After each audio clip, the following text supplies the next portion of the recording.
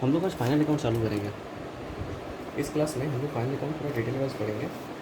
पर जनरली जब टीचर चालू करते हैं ना फाइनल अकाउंट, तो वो पढ़ाते हैं ट्रेडिंग, पीएल, बैलेंस शीट, ये वो वगैरह वगैरह वगैरह, ये सब पढ़ाते हैं, ठीक है। पर मुझे लगता है फाइनल अकाउंट के पहले जर्नल लेजर ट्रायल बैलेंस पढ़ाया जाता ही है क्लास में। पर बहुत सारे जर्नल एंट्री ऐसे हैं ना जो कि स्पेसिफिकली फाइनल अकाउंट में बहुत काम आते हैं इंस्टीट्यूट की जर्नल लेजर ट्रायल बैलेंस में, जैसे बैड डेट की प्रोविजंस के अकाउंट। तो मुझे लगता है सबसे पहले उसका जर्नल एंट्रीज, उसका एडजस्टमेंट, उसका कैसे प्रोविज़न बनाते हैं, कैसे उसका कैलकुलेशन होता है, वो सीखना ज़्यादा ज़रूरी है फाइनल अकाउंट पढ़ने से पहले। अगर हम वो सीख लेंगे ना तो बहुत ज़्यादा चांसेस है, बहुत बहुत ज़्यादा चांसेस है कि आपको कॉन्सेप्ट बहुत क्लियर होगा फाइनल अकाउंट का, बहुत ज़्यादा अच्छे समझ में आएगा, क्योंकि वो समझना बहुत ज़रूरी है। इसलिए हम पहले आज वही समझाएंगे आपको, प्रोविज़न वाला जो कॉन्सेप्ट है वो आज समझाया जाएगा आपको। उसके बाद अगली क्लास में हम लोग देखते हैं क्या कैसे कंसिडर कर पाते हैं। हो सकता है अगली क्लास में हम लोग ट्रेडिंग पीएल बैलेंस शीट्स कुछ सीखें। आज पहले हम लोग प्रोविज़न से रिलेटेड सारा कॉन्सेप्ट्स पढ़ेंगे, ठीक है। हम लोग पढ़ेंगे फाइनल अकाउंटिंग, फाइनल अकाउंट ही रहे हैं, पर चैप्टर का नाम होगा preparation of financial statement of, किसका बताया था ना, profit and loss account, balance sheet किसका बनता है, प्रॉफिट ओरिएंटेड बिजनेस या non profit oriented, profit oriented का ना, प्रॉफिट ओरिएंटेड ऑर्गेनाइजेशन, ठीक है। इतना हमको समझ में आना चाहिए, ये समझना बहुत ज़रूरी है, ठीक है। अब आप एक और बात, हाँ, फॉर्मेटिंग पे भी ध्यान देना है। फॉर्मेट कैसा बनता है नहीं बनता, वो आपको एंड में बता दूंगा कैसे सारे फॉर्मेट बनेंगे, पर मैं जो समझा रहा हूँ अभी उस पर ध्यान देना। प्रिपरेशन ऑफ फाइनेंशियल स्टेटमेंट, किसका financial statement, profit oriented organisations का, ठीक है। नॉन प्रॉफिट ओरिएंटेड का नहीं पढ़ रहे हैं अपने इसमें, ठीक है। देख लीजिए एक बार क्या लिखा है, ठीक है, नोट डाउन कर लीजिए, ठीक है। ये चैप्टर का नाम है, ठीक है, मिसकंसेप्शन नहीं हो आपको इसलिए बता दूँ, ये चैप्टर है, ठीक है, ये चैप्टर है, ठीक है। तो मिसकंसेप्शन नहीं होना चाहिए आपको इस रिगार्डिंग, ठीक है। फाइनल अकाउंट है ये फाइनल अकाउंट का ही पार्ट है, यही फाइनल अकाउंट का पार्ट है, ये फाइनल अकाउंट ही है इनफैक्ट, ये फाइनल अकाउंट ही पढ़ेंगे आप लोग। पर उसके पहले कुछ कुछ एडजस्टमेंट एंट्री ऐसी होती है ना जो हम लोग को समझना बहुत जरूरी है, जिसका एंट्रीज हम लोग को जर्नल में नहीं सिखाया जाता है, जो स्पेसिफिकली यहाँ पढ़ना पड़ेगा हमको, ठीक है। बाकी सारी चीज़ मैं बताऊँगा, ट्रेडिंग पीएल बैलेंस शीट वगैरह वगैरह सब बताऊँगा, पर ये समझ लीजिए, ठीक है। चलिए मैं आपको पहले कॉन्सेप्ट देता हूँ फाइनल अकाउंट का क्या होता है। दो चार बात हमको बहुत अच्छा समझना होगा, ठीक है। हम पढ़ क्या रहे हैं, सबसे पहले क्या बताया आपको, क्या पढ़ रहे हैं हम लोग, final account, sir final account, ठीक है। फाइनल अकाउंट पढ़ रहे हैं, ठीक है। अब फाइनल अकाउंट होता क्या है एक्चुअल में, फाइनल अकाउंट क्यों चाहिए हमें, ठीक है। देखिए आपको लास्ट क्लास में बेसिक कॉन्सेप्ट वाला क्लास है, जो मतलब रेगुलर क्लास से अलग है, एक कॉन्सेप्ट क्लास दिया हुआ है, ठीक है। सबसे पहला क्लास जो अपलोड हुआ उसमें बताया था कि एक अकाउंटिंग प्रोसेस क्या होता है, क्या पढ़ाया था, अकाउंटिंग प्रोसेस के बारे में आपको समझाया गया था। क्या चीज़ के बारे में समझाया गया था आपको, अकाउंटिंग प्रोसेस के बारे में आपको बताया गया था। Accounting process in the sense क्या बोल रहे हैं, बताया था ना, जर्नल बनाते हैं, उसके बाद लेज़र ड्राफ्ट करते हैं उस जर्नल का, उसके बाद ट्रायल बैलेंस बनाते हैं, उसके बाद ट्रेडिंग पीएल बैलेंस शीट, ठीक है। एक्चुअली इसी को तो फाइनल अकाउंट बोलते हैं ना, इसी को तो फाइनल अकाउंट बोलते हैं, है ना। तो एक बात जानिए, फाइनल अकाउंट का ना एक और नाम है, फाइनल अकाउंट का एक और नाम क्या है, तो गेस कर सकते हैं।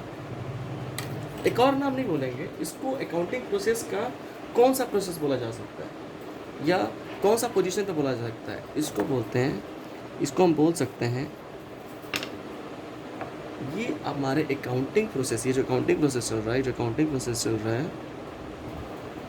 है ना, ये इसका क्या है,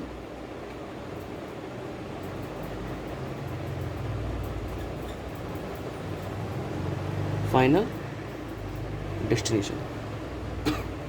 इस अकाउंटिंग प्रोसेस का क्या है, फाइनल डेस्टिनेशन, ठीक है। इसलिए शायद इसका नाम फाइनल अकाउंट, ठीक है। अब देखिए हम पहले ही पढ़ चुके हैं फाइनल अकाउंट में क्या क्या आता है, आप सबको पता है क्या क्या आता है, आपको पता है। ठीक है, बताइए क्या क्या आता है। 1 मिनट का टाइम है, बताइए। 1 मिनट क्या, 10 सेकंड का टाइम करो, बताइए क्या क्या आता है। टाइम बहुत कीमती है, टाइम बचाएं। ठीक है, फाइनल अकाउंट में आता है 2 चीज़। ठीक है, क्या क्या इंक्लूड करता है फाइनल अकाउंट में, देखते जाइएगा। ठीक है, ये चार्ट मेरे साथ ड्रॉ कर लीजिएगा, आपको काम आएगा समझने में बेसिक कॉन्सेप्ट। अगर आपको लगता है याद रहेगा तो ड्रॉ करने की ज़रूरत नहीं है, अगर आपको लगता है याद नहीं रहेगा तो ड्रॉ कर लीजिएगा। ठीक है, चलिए समझते क्या चीज़। फाइनल अकाउंट में क्या क्या चीज़ आती है, बताइए, कोई बता सकते हैं, बताइए। देखिए, नॉर्मल लैंग्वेज में उसको बोलते हैं इनकम स्टेटमेंट। ठीक है, पीएल होता है जो प्रॉफिट एंड लॉस जो आपको बोलते हैं, उसको नॉर्मल अकाउंट में इनकम स्टेटमेंट बोलते हैं, जो कि नॉन प्रॉफिट और प्रॉफिट ऑर्गेनाइजेशन में कॉमन नाम होता है इनकम स्टेटमेंट। दोनों जगह वो बनता है। ठीक है, और इस जगह उस इनकम स्टेटमेंट का पर्टिकुलर नाम है प्रॉफिट एंड लॉस अकाउंट। कौन सा account, profit and loss account. कौन सा अकाउंट बताइए, प्रॉफिट एंड लॉस अकाउंट। ठीक है, इसी को हम लोग एक और लैंग्वेज में क्या बोलते हैं, इनकम स्टेटमेंट। क्या बोलते हैं, income statement. Final statement, final account का सबसे अहम 2 फाइनल अकाउंट में लोग 2 स्टेटमेंट्स बनाते हैं। ठीक है, एक फाइनल अकाउंट में बनाते हैं प्रॉफिट एंड लॉस अकाउंट, और एक बनाते हैं बैलेंस शीट। ठीक है, ये 2 चीज़ हम लोग ड्राफ्ट करते हैं, ये सबको पता होगा, जनरली सबको पता होगा ये। ठीक है, अब इसके अंदर क्या क्या आता है उसको डिटेल में डिस्कस करेंगे। ठीक है, जो चार्ट बना रहा हो आप ड्रॉ कर लेना अपने यहाँ पे। ठीक है, ये नहीं कि छोड़ दिया, ड्रॉ करना। ठीक है, अपने समझेंगे आप फाइनल अकाउंट में क्या क्या आता है। फाइनल अकाउंट में अपने बहुत सारा चीज़ सीखते हैं, सॉरी ये दिख रहा है क्या। ठीक है, ठीक है, फाइनल अकाउंट 2 स्टेटमेंट बनाते हैं, एक को बोलते हैं इनकम स्टेटमेंट, दूसरा होता है बैलेंस शीट। ठीक है, अच्छा अब बताओ, इनकम स्टेटमेंट नाम सुन के क्या लगता है, income statement, profit and loss account, इसमें क्या होता होगा, नाम सुन के क्या लगता है। आधा अकाउंट तो नाम सुन के सॉल्व हो जाएगा, नाम सुन के क्या लगता है, क्या बताता होगा, पीएल अकाउंट क्या बताता होगा, ये बताता है आउटकम ऑफ बिजनेस एक्टिविटी। एक अकाउंटिंग पीरियड के एंड में क्या आउटकम है आपके बिजनेस एक्टिविटी का, वो उसको दर्शाता है। क्या इसको दर्शाता है, ये रिफ्लेक्ट करता है outcome of business activity at particular क्या, sorry, of particular accounting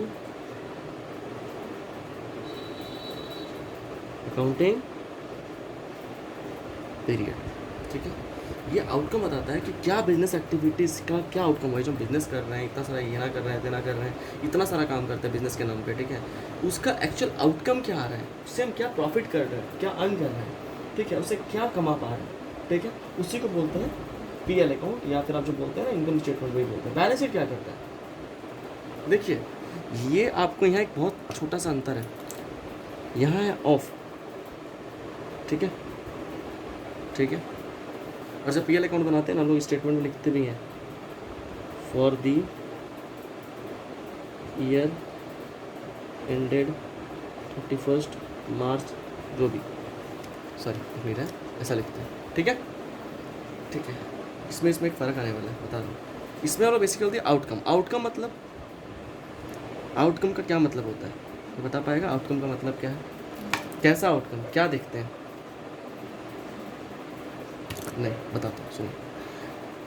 outcome का मतलब होता है 4 चीज़ें, इनकम, एक्सपेंस, प्रॉफिट, लॉस। ठीक है, आउटकम मतलब देखते हैं एक देखो कैसे पता याद करेंगे। प्रॉफिट एंड लॉस स्टेटमेंट क्या रिफ्लेक्ट करता है, ये रिफ्लेक्ट करता है, क्या रिफ्लेक्ट करता है, ठीक है, वो रिफ्लेक्ट करता है आउटकम। आउटकम मतलब इनकम, एक्सपेंस, प्रॉफिट, लॉस। क्या चीज़ का आउटकम, बिजनेस एक्टिविटी का आउटकम। क्या चीज़ का आउटकम, बिजनेस एक्टिविटी का, ऑफ पर्टिकुलर अकाउंटिंग पीरियड, यानी कि किसी भी अकाउंटिंग पीरियड का उठा लिया, किसी भी टाइम को उठा लिया, नहीं, एक पर्टिकुलर अकाउंटिंग पीरियड का आउटकम। ठीक है, ये हम लोग को प्रॉफिट एंड लॉस बताता है। तो पढ़ेंगे कैसे, profit and loss account reflects outcome that is income, expense, profit and loss of business activity, ठीक है, of a particular accounting period. यहाँ 2 पॉइंट्स आएगा, देखिए, पहला आउटकम, दूसरा बिजनेस एक्टिविटी और तीसरा पर्टिकुलर अकाउंटिंग पीरियड। ऐसे ध्यान रखिएगा, पॉइंट बस बना लीजिए, किसी भी चीज़ को बहुत आसानी से याद हो जाएगा, ठीक है। दूसरा हम लोग क्या पढ़ रहे हैं, स्टेटमेंट में क्या चीज़ हम लोग क्या देखें, बताइए क्या चीज़ का स्टेटमेंट है। दूसरा स्टेटमेंट क्या है, बैलेंस शीट। ये जानना बहुत ज़रूरी है। देखिए उस दिन लास्ट जो बेसिक कॉन्सेप्ट वाला क्लास है ना, अगर आप नहीं देखे हैं तो प्लीज़ ज़रूर देखिएगा, आपको समझ में आएगा बैलेंस शीट और इनकम, मतलब ट्रायल बैलेंस से हम लोग पीएल बैलेंस शीट सब कैसे ड्राफ्ट करते हैं और क्यों हम लोग को पीएल बैलेंस शीट बनाने की दरकार है, ट्रायल बैलेंस बनाने के बाद सब एकदम डिटेल में एक्सप्लेन किया हुआ है। 10-8 मिनट का वीडियो, 8-10 मिनट का वीडियो देख लीजिएगा जरूर, ठीक है। आगे अपने देखते हैं। देखिए बैलेंस शीट क्या होता है, बैलेंस शीट है ना, ये भी एक स्टेटमेंट है जो कि शो करता है क्या, पोजीशन शो करता है बिजनेस का, ठीक है, अकाउंटिंग पीरियड के एंड में। देखो जैसे ये बताता है, फॉर एग्जांपल ये दिखाता है, फॉर एग्जांपल 1/4/20 से 31 मार्च 21 तक का प्रॉफिट क्या कमाया, पर ये बताता है balance sheet position as on कब का, 31 मार्च 21। आप साल भर क्या किए नहीं किए इसको, इससे कोई मतलब नहीं, ये सिर्फ दिखाएगा कि आपका जो भी आप इनकम एक्सपेंस कमाए उससे आप क्या एसेट्स और लाइबिलिटीज़ अराइज किए हैं इस डेट पे। Standing on this date what type of assets and liability you have acquired as on this date. आपको ये बात समझना होगा, ये एक ऐसा स्टेटमेंट है जो आपको बिजनेस का पोजीशन को बताता है एक अकाउंटिंग ईयर के, अकाउंटिंग पीरियड के एंड में, ठीक है। इसका मतलब क्या रिसोर्स, क्या आप एसेट्स या रिसोर्सेज ऑन किए हैं या फिर क्या फंड लाइबिलिटीज़ या लाइबिलिटीज़ अराइज किए हैं अपने बिजनेस में, ठीक है, ये बताता है, ठीक है। साथ ही ये बताता है कि आपके बिजनेस का कैपिटल क्या है, मतलब वही कैपिटल लाइबिलिटीज़ में जाता है, ठीक है। आगे देखते हैं, अब लिखेंगे कैसे, इसको भी इस तरह लिख सकते हैं। देखिए ये रिफ्लेक्ट करता है, ये क्या रिफ्लेक्ट करता है बताइए, बताया था, पोजीशन ऑफ द बिजनेस कब का, कब का, at the end of accounting period. अब देखिए